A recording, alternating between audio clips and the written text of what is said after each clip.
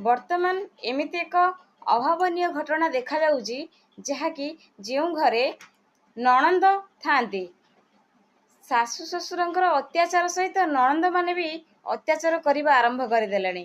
ଆଉ ସେଇ ନଣନ୍ଦମାନେ ଭାବୁନାହାନ୍ତି ଯେ କାଲି ସକାଳେ ସିଏ ଯେତେବେଳେ ଆଉ କାହା ଘରକୁ ବୋହୂ ହେଇକିରି ଯିବେ, ସେଠି ସେମାନେ ଆର ସୁଧ ମୂଳକିରି ସେମାନଙ୍କୁ ଭୋଗ କରିବାକୁ ପଡ଼ିବ। ସେଥିପାଇଁ ଗୋଟେ ପର ଝିଅକୁ ଶାଶୁ ଶ୍ୱଶୁରଙ୍କର ନିର୍ଯାତନା ସହିବାକୁ ପଡ଼ୁଛି, ତ ନଣନ୍ଦଙ୍କର ବି ନିର୍ଯାତନା ସହିବାକୁ ପଡ଼ୁଛି। ଏମିତିକି ନଣନ୍ଦମାନେ ମାଡ଼ ମାରିବାକୁ ପଛଉନାହାନ୍ତି କି ଖାଇବାରେ ବିଷ ଦେବାକୁ ବି ପଛଉନାହାନ୍ତି। ଆଉ ସେମାନେ ଏଇଆ ଭାବୁନାହାନ୍ତି ଯେ ଆମେ ବି ଗୋଟେ ଝିଅ ଛୁଆ, ଆମର ବି କିଛି ତ ଆଗକୁ ଭବିଷ୍ୟତ ଅଛି।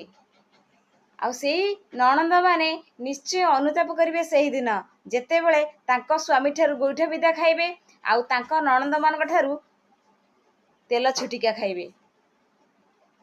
ସବୁବେଳେ ଗୋଟିଏ କଥା ମନେ ରଖିବ, ଯେଉଁ ଲୋକମାନେ ଯେକୌଣସି ଭୁଲ କରନା କାହିଁକି, ଯେକୌଣସି ପାପ କର୍ମ କରନା କାହିଁକି, ତାର ଫଳଟା ନିଶ୍ଚିନ୍ତ ଏହା ହାତରେ କଲେ ଏହା ହାତରେ ତମକୁ ପାଇବାକୁ ପଡ଼ିବ।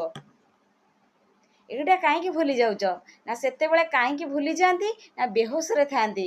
ଆଉ ଯେତେବେଳେ ହୋସ ଆସିଯାଏ ସେତେବେଳେ ଅନୁତାପ କରନ୍ତି, ଏଇଟା ହେଉଛି ମୋର ସେହି ପାପ କର୍ମର ଫଳ। ସେଥିପାଇଁ ଆମେ ଭୁଲ କରିବା କାହିଁକି, କର୍ମଫଳ ଭୋଗ କରିବା କାହିଁକି? ସବୁବେଳେ ସତର୍କ ରୁହନ୍ତୁ ଯେ ପ୍ରତିଟି କର୍ମ ସ୍ୱୟଂ ଭଗବାନ ଦେଖୁଛନ୍ତି। ଆପଣ କାହିଁକି ଭୁଲି ଯାଉଛନ୍ତି ଆମକୁ କେହି ବି ଦେଖୁନାହାନ୍ତି? ଆରେ ଯିଏ ତୁମକୁ ଏ ସଂସାରକୁ ପଠେଇଛନ୍ତି ସେ କବା ପରା ତୁମର ସୃଷ୍ଟିକର୍ତ୍ତା। ତମେ ଏଇଆ ଭାବ ଯେ ତୁମକୁ ଜଣେକି ଏଠିକି ପଠାଇଛନ୍ତି, ତାଙ୍କ ଆଦେଶରେ ତୁମେ ଏଠିକି ଆସିଛ। ତମେ ଏତେ ଯେ ଭୁଲ କରନି, ଏତେ ଯେ ନିଜର ଭ୍ରମ ରଖନି ଯେ ମୋର ସର୍ବେ ସର୍ବା ମୁଁ, ମୋ ଉପରେ କେହି ବି ନାହାନ୍ତି। ଆଉ ଏଇଟା ଯେଉଁମାନେ ଭାବନ୍ତି ସେମାନେ ଗୋଟେ ଅର୍ଦ୍ଧ ପାଗଳ। ଯଦି ପୁଣ୍ୟ କରିବ ତାହେଲେ ପୁଣ୍ୟର ଫଳ ଭୋଗ କରିବାକୁ ପଡ଼ିବ, ଯଦି ପାପ କରିବ ପାପର କର୍ମ ଫଳ ଭୋଗ କରିବାକୁ ପଡ଼ିବ।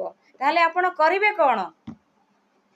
ସବୁଠାରୁ ବେଟର, ଯଦି ଆପଣ ଶାନ୍ତିରେ ବଞ୍ଚିବାକୁ ଚାହୁଁଛନ୍ତି, ସୁନ୍ଦର ଜୀବନଟିଏ ନେଇ ସଂସାରରୁ ବିଦାୟ ହେବାକୁ ଚାହୁଁଛନ୍ତି, ତାହେଲେ ଭଲ କର୍ମ କର, ସଂସାରରେ ହସି ହସି ବିଦାୟ ନିଅ। ନହେଲେ ଏମିତି କିଛି କର୍ମ କର ନାହିଁ ଯେ କି ଏ ସଂସାରରୁ ବିଦାୟ ନେଲା ବେଳେ ଲୋକମାନେ କାନ୍ଦ